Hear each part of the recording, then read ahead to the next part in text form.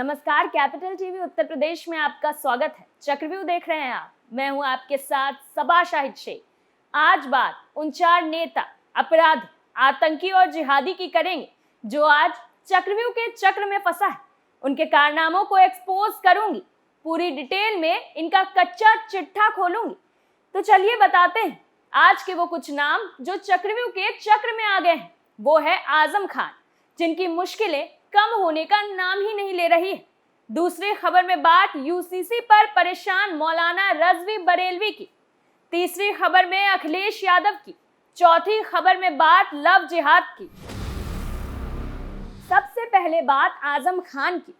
UP के रामपुर में आजम खान ने सपा सरकार में मंत्री रहते हुए जो विकास कार्य कराए थे, अब वही विकास कार्य आजम खान के लिए मुसीबत बनते जा रही है।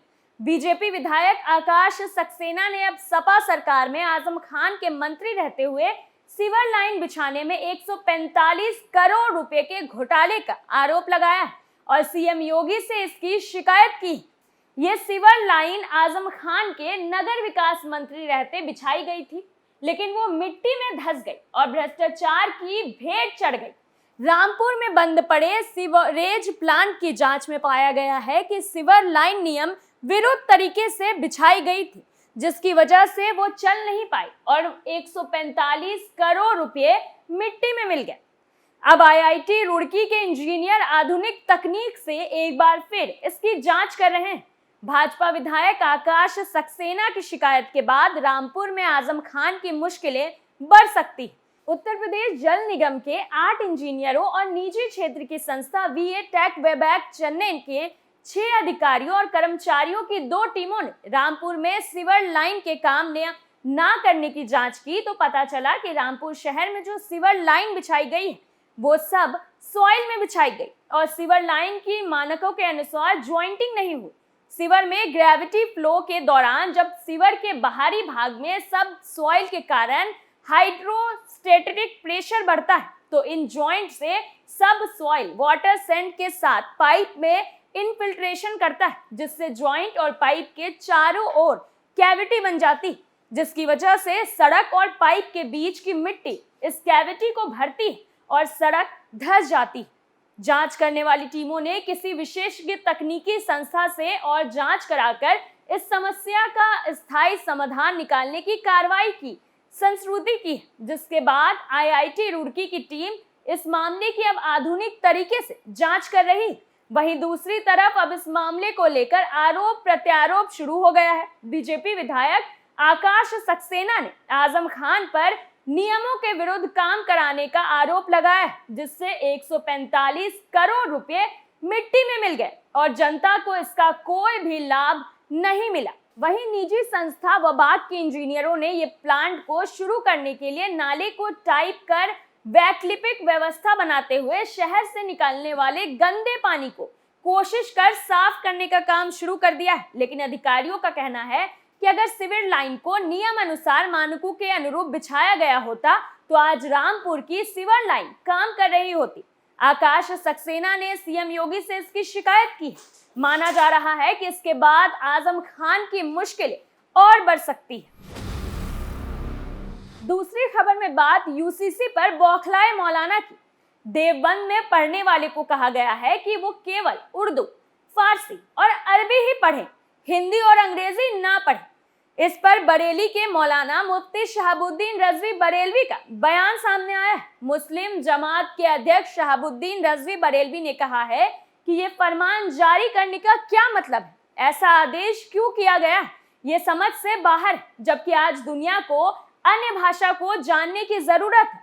हम सभी को अंग्रेजी, हिंदी और दूसरी भाषाएं पढ़नी चाहिए। केवल उर्दू, अरबी, फारसी से काम नहीं चलेगा। आज इंटरनेशनल भाषा अंग्रेजी और अरबी, इन दोनों भाषाओं में महारत हासिल करनी चाहिए। उन्होंने कहा कि नॉर्थ इंडिया में हिंदी का वर्चस्व है, तमाम सरकारी काम हिंदी में किए जाते हैं। यहाँ हिंदी लिखने और पढ़ने दोनों में इस्तेमाल होती है। हिंदी का प्रभाव ज्यादा है, इसलिए हिंदी भाषा का प्रयोग और पढ़ाई जरूरी है। उन्होंने कहा दुनिया में जो भी भाषाएं बोली जाती सभी को तमाम भाषाओं की जानकारी होनी चाहिए। बहुत सारी यूनिवर्सिटियों में तमाम भाषाओं के विभाग खुले हुए हैं। बरेली के रोहिलखंड यूनिवर्सिटी में कई भाषाओं की जानकारी दी जाती है और बच्चे उसकी तालीम हासिल करते हैं। उन्होंने कहा कि देवबंद का ये फैसला समझ से बाहर है। उन्हें ऐसे फैसलों को बदलना चाहिए और इस पर विचार करना चाहिए। वहीं उन्होंने समान नागरिक संहिता पर कहा कि उत्तराखंड के मुख्यमंत्री पुष्कर सिंह धामी ने सबसे पहले उत्तराखंड में इसे लागू करने की बात कही थी। ये पहला राज्य है जिसने ये प्रस्ताव पास किया। इसके बाद अब पूरे भारत में लॉ कमीशन ऑफ इंडिया ने यूनिफॉर्म सिविल कोड लागू करने का मन बना लिया है। कमीशन ने इस मामले में राय मांगी है, जिस पर हम भी अपनी राय देंगे और ये राय लिखकर कमीशन को देंगे। मगर मैं साफ साफ कह देना चाहता हूं, समान नागरिकता संहिता हिंदुस्तान के मुसलमानों को मंजूर नहीं, किसी भी सूरत में हम इसको मंजूर नहीं करते। तीसरी खबर में बात अखिलेश यादव की। लोकसभा चुनाव के लिए राजनीतिक पार्टियां तैयारियों में जुट गई। सपा अध्यक्ष अखिलेश यादव भी आम चुनाव को गंभीरता से ले रहे हैं। नगर निकाय चुनाव में हार से सबक सीखते हुए उन्होंने फोकस कार्यकर्ताओं पर किया। बीजेपी के हाथों शिकस्त खाए अखिलेश यादव को गुटबाजी का अंदाजा हो गया, इसलिए उन्होंने कार्यकर्ताओं को सख्त निर्देश दिए। अखिलेश यादव ने कहा कि पार्टी में आपसी गुटबंदी नहीं चलेगी। कार्यकर्ताओं को अभी से लोकसभा चुनाव की तैयारी में जुट जाने का उन्होंने फरमान सुनाया। सपा प्रमुख ने कहा कि कार्यकर्ताओं को एक साथ और ईमानदारी से काम करना चाहिए। अखिलेश यादव कोई भी चूक नहीं करना चाहते। बीजेपी को कड़ी टक्कर देने के लिए बारीकी से पिछली गलतियों पर नजर रख रहे हैं। उन्होंने कहा कि लोकसभा चुनाव में कोई भी चूक नहीं होनी चाहिए। पिछले कार्यकाल में किए गए कामों पर अखिलेश यादव ने कहा कि विकास योजनाओं से आज भी जनता को लाभ हो रहा है। अखिलेश ने कहा कि सपा के पास भविष्य का विजन और विकास मॉडल है। समाजवादी मॉडल के सहारे जनता का भरोसा आज भी कायम। आपको बता दें कि सपा कार्यकर्ताओं को प्रशिक्षित करने के लिए जगह जगह प्रशिक्षण शिविर चला रही है। प्रशिक्षण शिविर में कार्यकर्ताओं को बूथ प्रबंधन से लेकर अन्य महत्वपूर्ण पहलुओं की जानकारी दी जा रही है। कार्यकर्ता प्रशिक्षण शिविर की शुरुआत लखीमपुर खीरी जिले से हुई थी। 5 और 6 जून को 2 दिवसीय प्रशिक्षण शिविर में कार्यकर्ताओं को एक बार फिर से पार्टी को मजबूत बनाने का मंत्र दिया गया। सपा के विपरीत बीजेपी का 1 महीने तक महाजनसंपर्क अभियान चल रहा है। दरअसल अखिलेश यादव बीजेपी को टक्कर देने में लगे। ऐसे में उनका मिशन फेल होता है ये पास या ये तो वक्त बताएगा। चौथी खबर में बात लव जिहाद की। लव जिहाद के बढ़ते मामलों को लेकर लगातार सीएम योगी आदित्यनाथ सख्त हैं। दरअसल उत्तर प्रदेश में 2021 से 30 अप्रैल 2023 तक 427 मामले लव जिहाद के दर्ज हुए, जबकि धर्मांतरण कानून को लेकर अब तक 833 से ज्यादा गिरफ्तारी हुई है।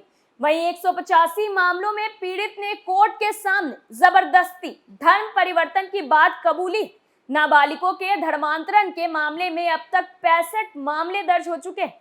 सबसे ज्यादा मामला बरेली में अब तक दर्ज हुए हैं। दिव्यांग बच्चों का धर्मांतरण कराने वाले रैकेट का भी खुलासा उत्तर प्रदेश में हो चुका है। इस वजह से योगी सरकार प्रदेश में लगातार धर्मांतरण को लेकर सख्ती के साथ पेश आ रही है। प्रदेश में 27 नवंबर 2020 से गैर कानूनी धार्मिक रूपांतरण निषेध कानून लागू किया गया है। यूपी में धर्मांतरण कानून के तहत दोषी पाए जाने वाले शख्स को अपराध की गंभीरता के आधार पर 10 साल तक की जेल हो सकती है। कानून में जुर्माने की राशि 15,000 से 50,000 तक है। अंतर धार्मिक विवाह करने वाले जोड़ों को शादी करने से 2 महीने पहले जिला मजिस्ट्रेट को सूचित करना होता है। वहीं जबरन धर्म परिवर्तन कराने पर न्यूनतम 15,000 रुपए के जुर्माने के साथ 1 से 5 साल की कैद का प्रावधान है, जबकि SC/ST समुदाय के नाबालिगों और महिलाओं को धर्मांतरण पर 3 से 10 साल की सजा का प्रावधान है। कानून के मुताबिक अगर विवाह का एकमात्र उद्देश्य महिला का धर्म परिवर्तन कराना था तो ऐसी शादियों को अवैध करार दिया जाएगा। गौरतलब है कि बीते दिनों में लव जिहाद के मामले काफी सामने आए। वहीं उत्तराखंड के उत्तरकाशी के पुरोला में कथित तौर पर ऐसा ही एक मामला सामने आया है। बता दें कि पुरोला में हिंदू और मुस्लिमों ने महापंचायत का ऐलान भी किया था। हालांकि धारा 144 लागू कर दी गई और महापंचायत की अनुमति नहीं दी गई। फिलहाल के लिए चक्रव्यूह में मेरे साथ इतना ही। कल फिर कौन किसके चंगुल में फंसेगा, नए मुद्दों के साथ फिर पेश होंगे। आप बने रहिए कैपिटल टीवी उत्तर प्रदेश के साथ और मुझे सबा शाहिद शेख को इजाजत दीजिए। नमस्कार।